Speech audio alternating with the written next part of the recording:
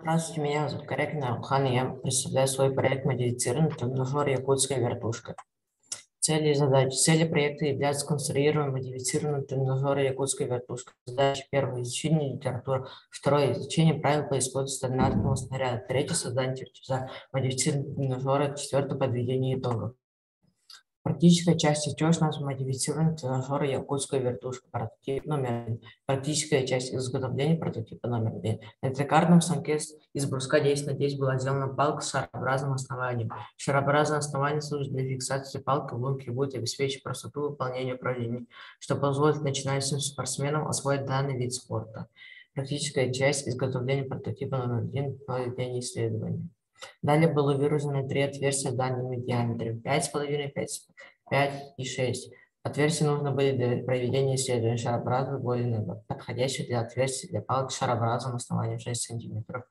Проведение исследований начали с первого отверстия. Палку установили на отверстие номер 1 и попробовали вращать вокруг своей оси. Палка не вращалась. Далее установили на отверстие номер 2. Палка вращалась с небольшим усилием. Концы установили на отверстие номер 3. Палка вращалась с небольшим усилием. Оттуда мы пришли к выводу, что нужно делать фаску.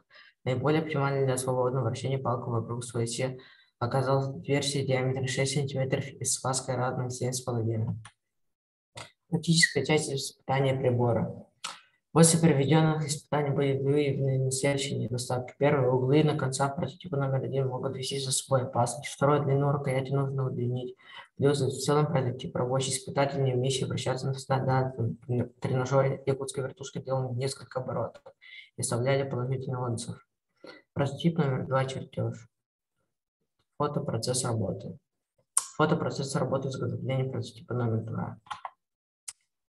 Принцип работы модифицированного тренажера «Якутская вертушка». Совокупность признаков полезной модели обеспечит решение заявленной технической задачи, а именно повысить эффективность тренировочного и соревновательного процесса по якутской вертушке за счет использования относительно простого по конструкции тренажера, имитирующий постоянное удерживание условной палки в лунке, использующий шаровое крепление палки, существование полностью имитирующего установку палки в лунке, основание приспособления тренировки, гибкости и координации.